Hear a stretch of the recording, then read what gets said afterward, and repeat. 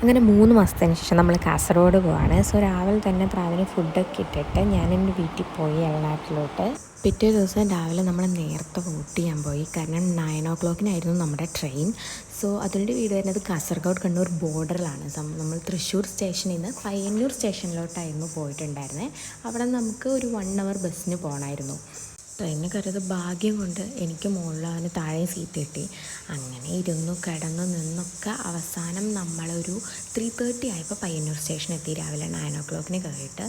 അവിടെ നിന്ന് പിന്നെ നമ്മൾ ബസ് കയറിയിട്ടാണ് നമ്മുടെ വീട്ടിലോട്ട് പോവുക. വീട് വരുന്നത് കാസർഗോഡ് ഡിസ്ട്രിക്റ്റിലെ കമ്പല്ലൂർ എന്ന് പറയുന്ന സ്ഥലത്താണ്. അത് ഒരു 1 kilometer ഡിസ്റ്റൻസേ ഉള്ളൂ കണ്ണൂർ ജില്ലയിലോട്ട്. സോ പിന്നെ ഇവിടുത്തെ വിശേഷങ്ങൾ അടുത്ത വീഡിയോയിൽ പറയാം.